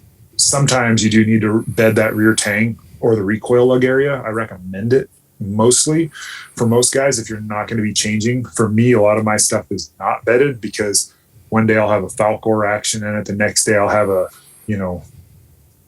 Defiance or a Zermatt or whatever. So a lot of my stuff's not bedded because I'm always changing different actions in and out. So I don't bed my stuff. So when I find one that shoots well, like a HS or a XLR or Gunworks that doesn't need bedding, it's kind of a plus for me.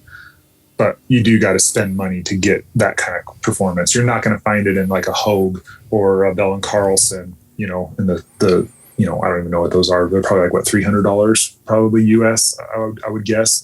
Not to say you can't get good accuracy out of them, but you may have some issues with that stuff when you're sub $500. I guess I would put that cap on it, right. $300-400 stuff or even cheaper.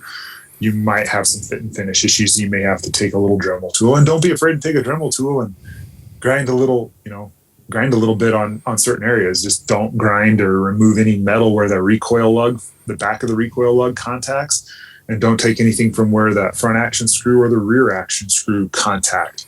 Those are areas that you do not want to take material from unless you're a gunsmith and you know what you're doing. But if it's rubbing a little bit in your bolt handle, take a Dremel and grind it out. That's what a gunsmith does. They just, are professionals and they make it look clean afterwards. But you can kind of do a little bit of home job there and fix them up. Or the same in the barrel channel. You got a little contact in your barrel channel. Take a dowel rod and some 80 grit and grind that thing out. You're not going to hurt anything, other than making it look a little bit rough. But in terms of the fit and finish or drop in ability, you get what you pay for. So spend a little bit more, and I think you're going to get a good product, it's not going to not shoot for you. And the companies that make them, like XLR and Gunworks and stuff, if you've got something that's really janky and it's just not fitting, like they're going to take care of you. You know, they're going to make it right. But in my experiences, I haven't seen that. And I don't think there's a barreled action that I haven't thrown in a chassis or stock as a drop in from a company that I've had issues with accuracy or fit.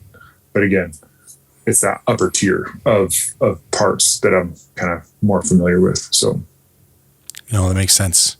375 Ruger or 450 Marlin? For me, I would choose 375 Ruger personally. I think you got a better bullet selection, a little bit more muzzle velocity. It's just for me, for hunting cartridge. Again, I don't know. I mean, if you're shooting like bears off of a bait, it wouldn't matter. Either one's going to kill it. Yeah. But if I wanted something with a little bit more range and wanted to be like adequate out to like my rules, like quarter mile minimum, like I'm taking a 375 Ruger for that application, for a more well-rounded, versatile platform. One of my first backcountry elk hunts out west, we went to Wyoming, and I took a buddy of mine who's an ex-Marine from the States, and he brought one of those 45-70 Marlins. Oh, yeah. And like on an elk hunt, and I was like, what the fuck are you doing, man? Like, and the bullets are like the size of your thumb. Like I was are we robbing trains or something? I was just like, and I was like, what is the effective range of this gun? Like, how close are we going to have to get to an elk for you to shoot it? Yeah, you're going to have to be close. I thought, that's a great bear round. It's a great bear gun. It's a great camp gun. You know what I mean? Like you see it all the time in those situations. I think it's a cool gun. Like you cannot look at this thing and be like, that is badass. Yeah. Like it had the leather wrapped stock and the lever action and like the whole 9 yards. It was beautiful, but I was like, maybe not, ideal elk. Yeah. Might not be the mom. I was like, you can use my 300 Win Mag, if you need to. Is it worth hand loading if you're never going to shoot past 300 yards, or do you think high-end factory ammo is good enough? If you're not going to shoot past 300 yards, I would not hand load. Okay. I mean, unless you have like extra money that you like to burn and you like going down rabbit holes of just nonsense on forums that I 100% avoid at all costs and don't recommend, because there's so many experts on there. It's, man, anymore, if I can get factory ammo, like Unknown Munitions, I buy a lot of ammo from them. Anymore, if I can get ammunition factory, like, and my gun shoots it, dude, all day long. And I'm shooting outside of 300 yards. So if you're limiting yourself to, 300, just maybe you're not limiting yourself. Maybe that's all you can see where you hunt, is 300 yards as a long shot based on the terrain that you hunt or where you hunt. Factory all day long. If I can find the right bullet that shoots in my rifle, if that makes sense. So, if I'm hunting moose or bears, if I can't find a monolithic or controlled expansion round, or bonded round that shoots in my rifle, then I would hand load just to find the right bullet for the job. But you should be able to. I mean, God, core lock still is hard to beat for sub 300 yards. And the Remington core lock stuff has killed tons of game all across North America. That bullet combination works great. It just doesn't go very far. Just flat base and not designed for it, but it works. I think the similar thing has happened in ammunition that's happened in archery. The quality of archery shafts these days is insane compared to what it was 10 or 15 years ago. Like when you buy your .001 Eastons or your .001 Black Eagles, like dudes talk about tuning these and winding up with 8 arrows of a dozen. And like, I'm an archery nerd. Like I am to archer, like not quite as insane as you are, but I've got a bow press in the back room. I got my own arrow saw, and I've never thrown out a .001 arrow. Like it just doesn't happen. Like the manufacturing tolerances have gotten so high that you can use factory gear now. And I think we've seen those similar advances happen in ammunition. Like I think maybe some of the variabilities have decreased and you're getting maybe more reliability than you used to out of it as well. And when it comes to like arrows, like you're talking about .001, like when I was bow hunting a lot, I was shooting ACCs because that was the Cadillac back in the day, right? Yeah. you'd sort through 2 or 3 dozen, and yep. these are my hunting arrows, and these are my target arrows, or yep. you'd weigh nocks. I mean, I've been there, right? I did that, and it was what you did. It was awesome. And it's kind of my transition into like hand loading rifles. It's like rolling your own. It's awesome to do, but you get a little bit more performance out of it. But I hear guys talking about this now. We're like, oh yeah, I rule out arrows, and I'm like, honestly, inside 80 yards, can you tell the difference between an arrow that's, I mean, I not those premium ones. No way. Maybe if you're going to save some money and buy the bottom of the barrel ones, sure. But I've always like, do the math. Like, it's just so like your time, the ones you're going to end up throwing away, they've come down in prices right now. Like, I think it's, like they're like $10 a piece for those premium arrows. Like, I just can't, especially when people always bust my balls because by the time I put you can have 75 or more than that. You can have an $85 or $90 arrow by the time you're done with it. If you're running a premium broadhead and all the rest. And I'm always like, well, how many of these am I sticking in an animal per year? And if this is the one link in the chain, that's going to mean the difference between a dead animal. And let's go back to your, hatred of tracking. It's equally as true in archery. And if this is going to be the one link in my chain, this is definitely not the area where I'm looking to save a couple pennies. I've always looked at factory ammo the same way. Like, I'll spend $100 on a box of ammo. I don't give a shit. There's 20 bullets or $5 a piece. Like, if $5 is that what I'm going to try and save when I'm looking at killing an elk or a deer? Like, it just, that has never been one area where it's like, I'll take cheaper food, or I'll buy cheaper pants, or I'll, do something. I'll sleep in the truck instead of getting a hotel. Like, I'll figure out another way to get this hunt to meet my budget than save money there. Right. For sure. It's crazy how you guys are saying, like, same thing in rifles. Guys are like, well, I want to shoot factory because it's just not accurate enough for me. And I'm like, wow, like, how far are you shooting? Like, what are you doing that factory ammo cannot accomplish? Because factory ammo has come a long, long ways. Just in the last 10 years, it's crazy, but like last 20 years or 30 years, my God, it's night and day.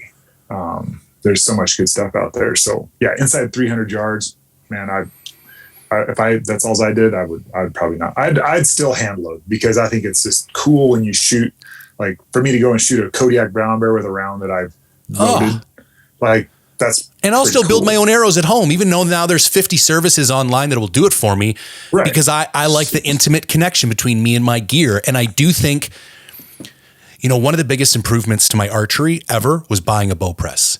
And I think when you can cognitively understand the mechanics of the machine that's operating in your hands, I think it impacts the confidence that you shoot with, whether that be a rifle, whether that be a bow. I don't care if it's a fucking spear, whatever. And that was like a significant turning point in my shooting ability as an archer, because I started to learn, like, when I change my cam tuning, this happens. And when I increase my bus cable length, this happens. And it was like, and then when I pulled back the bow, it wasn't like, I didn't feel like if it was a mystery. Like, is this going to do what I want it to do? I don't know. The guy at the shop said it was, but maybe it will, maybe it won't. It turned into fact.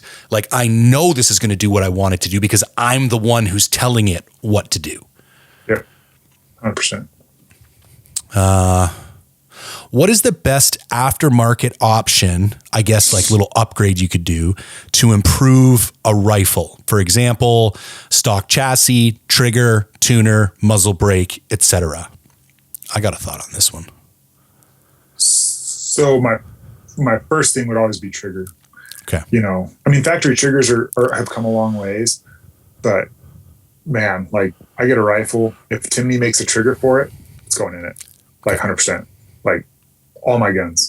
I don't think, even my pre-64s, I've got some with tuned up, triggers. And I'm like, man, I shouldn't have spent the money to have that guy tune that trigger up or bought those stones to do that trigger job myself. Like, I should have thrown Timmy in there.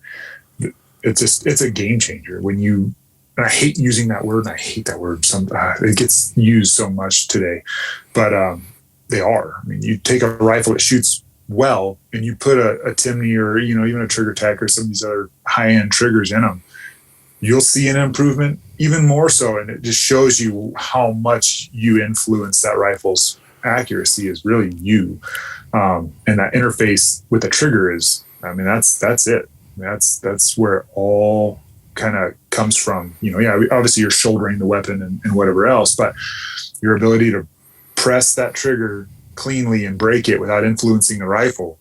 I mean, that's universal across the same with archery, pistol shooting. Yep. When I was shooting a lot of pistol, how fast can you, or, I should say with pistols, it's always like, how fast can you move that trigger without influencing the front sight is, ultimately where you're going to be able to shoot quick and shoot accurately. But with a rifle, it's paramount. So I always start with the trigger. And then if I don't get what I want out of it, then I'm going to go to a stock or a chassis, change that. If I know the optic system's good, obviously, and the rings and bases are good. That's my progression is trigger, chassis, and then upgrade from there. Tuners, I mean, some guys swear by them, whatever. I shoot suppressed, I love shooting suppressed. I have muzzle brakes. I shoot a lot of brakes too on big guns. I'll shoot a brake if I know I'm going to be hunting by myself and I need to spot my impact. I'm always going to run a brake over a can. Okay. But if I'm hunting with my hunting partners or hunting with other guys and I've got a spotter with me, then I'll shoot suppressed, just so everybody can communicate. Right. The one thing I'll add for the Tikka T3X guys is throw a limb saver recoil pad on there. It's like a $40 upgrade. And especially when you're in like the 300 Win Mag, like I'm a big dude, I could shoot that gun all day and it doesn't really bug me. But I know a lot of people, being a lighter rifle, they really feel like it kicks. And for the $40 or whatever it is, like it would just made it a much more pleasant shooting experience. And it's a very minor upgrade to do. Yeah, that's a good point. Best thing to practice to increase your accuracy. Best thing to practice in rifle accuracy. I mean, there's a lot of different ways to tackle that one. I've been shooting a lot of rimfire lately, as much as people badmouth it and kind of trash talk shooting rimfire, precision rimfire. Man, it's great practice. It's great training for me, as opposed to dry fire training, where you can tell yourself, oh yeah, I broke that shot clean. But with a 22, if you broke it clean at 100 yards, if you don't break a clean shot, you'll miss bad. I mean, that round is super susceptible to the environmentals around it and any influence in the weapon. So I've been really dabbling in that a lot and shooting a ton with that. That being said, that training that I'm picking up on that is breathing and trigger control. I mean, obviously you got to be squared up to a rifle, and your interface with the rifle is huge. And, having the rifle fit to you and cheek weld and eye relief and all that stuff is all huge. But the way I look at it is, if you have all that stuff and you have a custom rifle fit to you, but you can't break a shot cleanly at the same place in your breathing, it doesn't really matter. Right. So that's the one skill set I would work on the most, is breaking that shot on demand at the bottom of your breath cycle or at the same spot in your breath cycle. Because that's one thing I see a lot of guys struggle with when I give shooting lessons or, help guys out, is their inconsistency in where they're at in their chest capacity and their breathing and where they break that trigger. And it almost is like when they struggle with making themselves break that shot at the same spot, they panic and then start jerking the trigger, and they kind of struggle with that. So that's the one thing I see guys work on. And when they do work on it, you see the most improvement, at least in my experience. I was amazed at how much practicing archery increased my rifle shooting ability. Going for that surprise release, I think it just made me so much more conscious. Like somebody told me, the same Marine buddy who I kind of met, we're buddies and we kind of both got back into hunting at the same time. And because he had so much shooting experience, he was the first one who ever told me, and it seemed very odd. He's like, when this gun goes off, it should be a surprise. And I was like, well, that doesn't make any sense. I'm the one pulling the trigger. But when then you start getting into the psychology of it all and your desire to like brace against impact and kind of your need to fight that in order to get a clean shot and a clean break.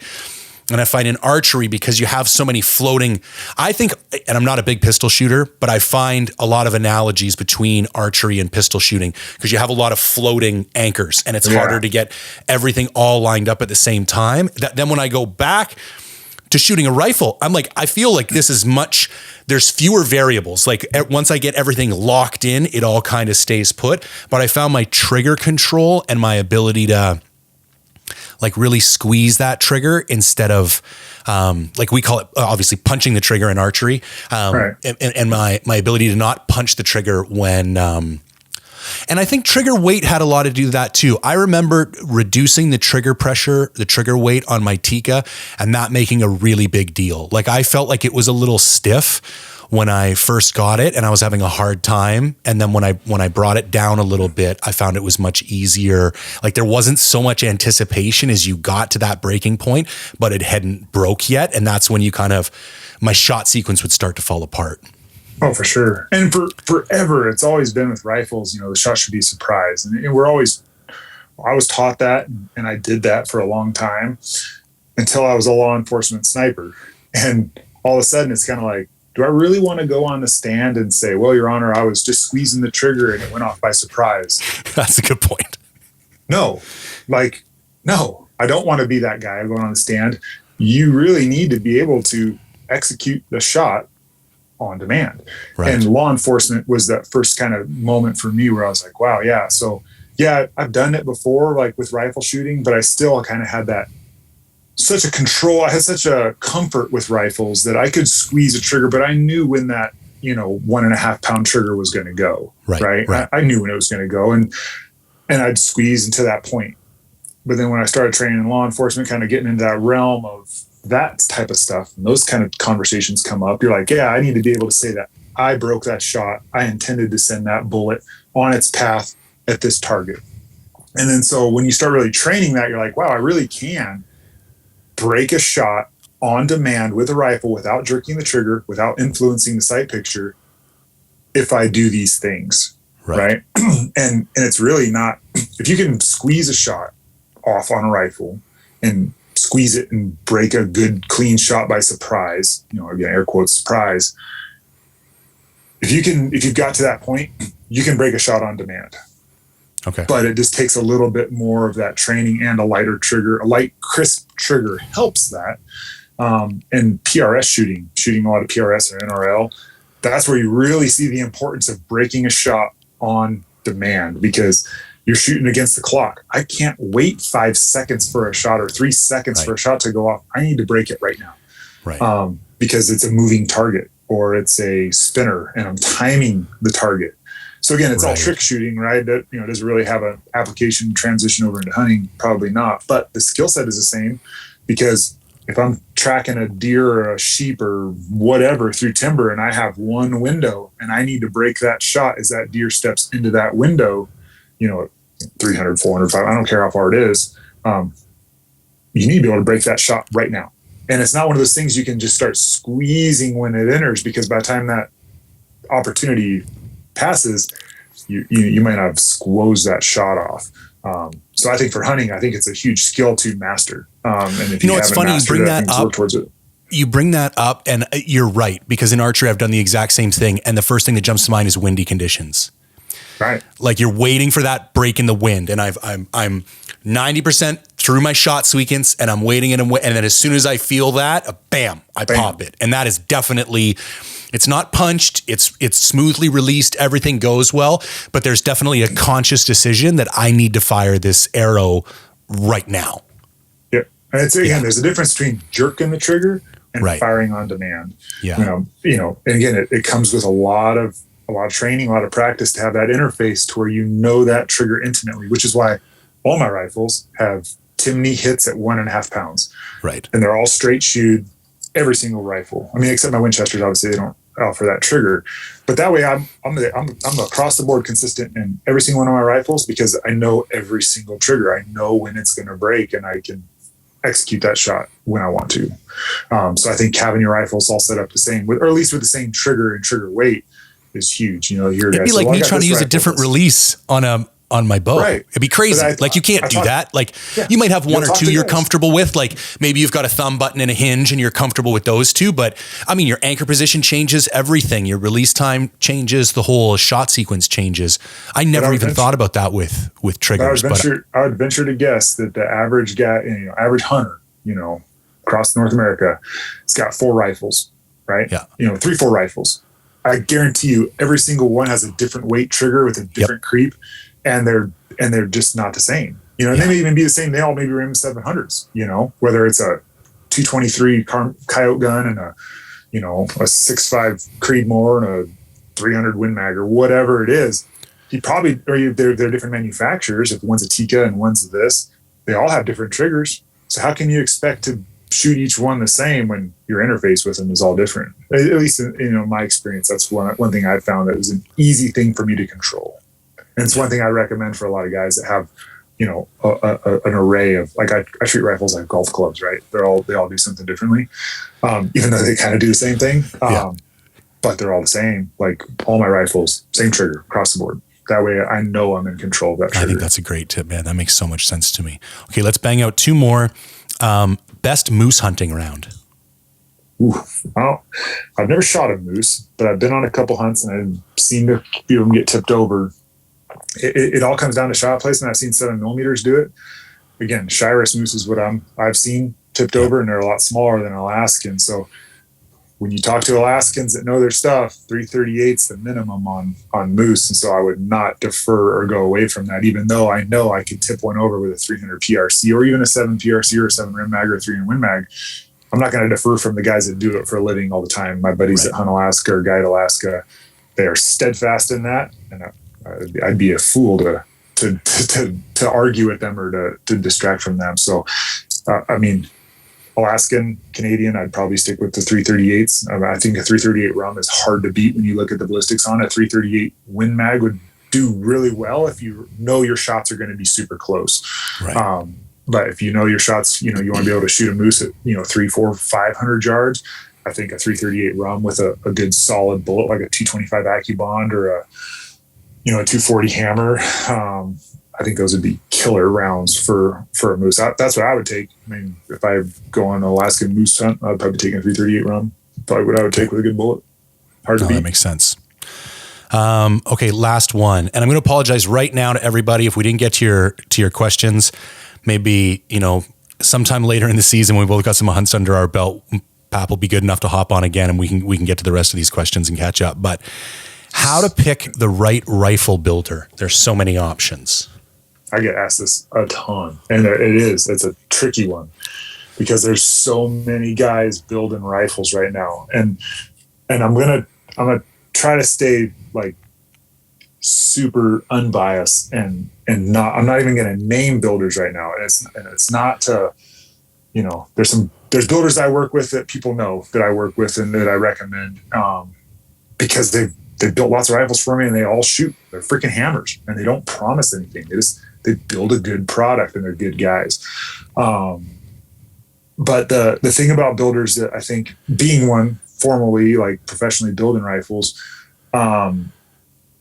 guys that have a good customer base, that they're not afraid to like give you referrals or like customers that shoot their rifles or, they've built rifles for, they say, yeah, talk to this guy or talk to this guy. That's one thing that, would be a good thing to look into.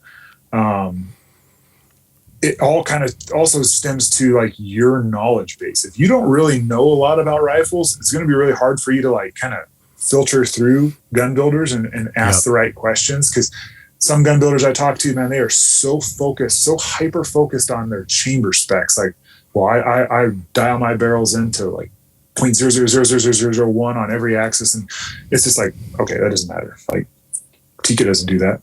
Right. Like tons of companies don't do that. So some guys are super hyper focused on there. And in my opinion, it doesn't matter.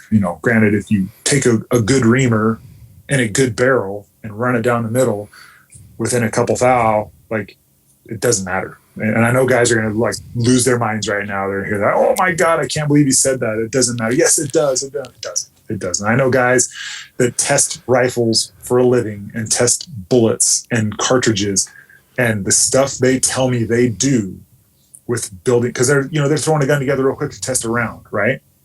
And so they're not taking it to a gunsmith and saying, hey, chamber this up. They throw it in a 4-jaw, get it close, and then just run a reamer through it with a bunch of lube and chamber it, thread it, throw it on the gun, and they go testing. And these guys are saying the same thing. It doesn't really matter. I mean, as long as it's a good barrel, I mean, that's huge. I think components is huge, more so than the builder. Now, that being said, there's guys that can botch rifle jobs. I've talked to guys at a lot of companies that make barrels and actions, and the stuff that they get customers sending in saying that, Joe Blow's gunsmithing built me this rifle and it doesn't shoot. It's your action's fault, or it's your barrel's fault. More commonly, it's the barrel company getting the complaint. And it's like, well, actually, when we dial or indicate, your barrel end, the threads were cut so far out of spec and so undersized, or, whatever it may be, it's really not a barrel issue. It's your gunsmith. He botched your barrel, or he ran a range rod down there. I had one, a gun builder built for me, where he ran a range rod down it and gouged the bore. And I don't know how he did that, because I built them and I've never done that myself, but the rifle shot okay. And then once that gouge got kind of fouled in, and it's kind of went against what I thought. Once it got fouled in with copper and filled in, I mean, it should shoot normally. It didn't. It started shooting horribly. And it took me a while to figure it out. And then bore scoped it and was like, oh my God, look at this huge gouge down the bore. And you could see it was from the muzzle going in. Right. It wasn't like something came out the muzzle. It's like, holy cow, that sucks. And, had to rebarrel it just from that. Also the chamber was extremely rough. Again, using a good reamer, a good fresh reamer, not a dull, 40 chamberings on it with chips taken out of it from not using proper fluid. Again, it comes back to the builder. But, having a guy that's got a good track record, that's building good rifles, and there's a lot of them on social media. Again, finding the guy that also wants to, or that is willing to build the rifle that you want. Because there's some builders, they will not build with your components. Like, again, it's really hard for me to not say gunsmiths' names, because, and it's not a bad thing. It's just that there's some builders that they won't build. Guys will say, hey, well, I contacted him and he won't build my rifle. He doesn't want to build on that action or that barrel. That's a good gunsmith. A guy that is nothing against your components that you chose or you thought you wanted. He just knows what works for him. Right. And if he's got confidence in brand X barrel and brand X action and brand X stock, and he's willing to build you that rifle, but just on different components, man, that's your guy. I mean, he knows what he wants, and he knows what he likes to work with. That's a gunsmith. That tells me that's a gunsmith that knows what he's doing, and he's been around. He's chambered all the different barrels. He's chambered all the different actions. He has what works for him, and he likes it, and it works for him. So he's not gonna err from that, because if he does, he may find that that barrel doesn't shoot as well as his other ones, or doesn't respond to his machining practices. And guys say, well, you should be able to take anything and throw it together. Well, you should, in theory. But guys that say, hey, no, this is what I like to build, and this is how I like to build them, like, that's a good gunsmith. I mean, in my opinion, I got no problem with those guys, because the guys that have that approach build phenomenal rifles for me. I've had great success with them. I've had great success with rifles, guys that will build anything. They're kind of like a jack of all, master of none kind of builders. And they'll build on a Mauser, they'll build on a CZ, they'll build on whatever. They're more like a machinist, right? They know how to like really cut and true threads and really true up actions.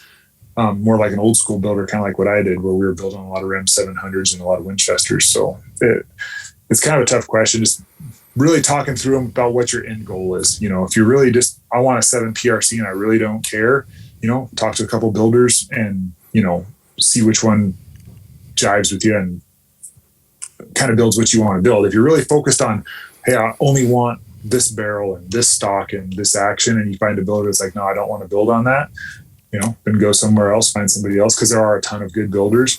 But just have realistic expectations. Guys always are like, well, I want a gun that's going to shoot quarter minute. That's the last thing you should be really approaching a gunsmith with, because he doesn't know your shooting ability. Right. He doesn't even know if you're capable of shooting that well. Yeah, he may be able to, which goes back to that accuracy guarantee. Like when a guy's saying, I guarantee this, well, okay, maybe if he works up a hand load for it and he's shooting a rifle, just know that going into it. Just go into it like eyes wide open, that, just because they're claiming that doesn't mean that you may get that same performance if you're not an accomplished shooter, you don't shoot a lot. especially with big Magnum cartridges, guys are still, to this day, guys are like, well, I got this 300 PRC or 338 Edge built by so-and-so, and I can't shoot it. It's like, well, you probably don't shoot heavy recoiling rifles well, right? Because I know the builder, and I know what they're capable of in those components it should shoot.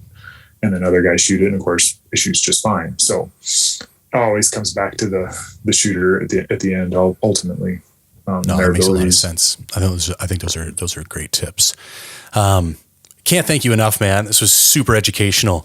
It's not often I have somebody on the podcast with your level of knowledge and expertise. So anything you want to kind of take note of or give a shout out, or where should people go? I'll post your Instagram in the show notes, but anything else you want to mention before we log off here? I appreciate your comment there. I appreciate you having me on, and appreciate all the guys that responded to you and requested you have me on, because that means a lot to me that you guys, value what I put out there. And that's super cool. I appreciate it. But yeah, be happy to come on anytime. I'll do another one after Kodiak, and maybe I'll have some cool stories after the season. I got a couple spring bear hunts lined up. So this summer might be good to catch up back up and talk more gun stuff. But yeah, Instagram's the best way to find me, Pep Winkle, at Pep Winkle.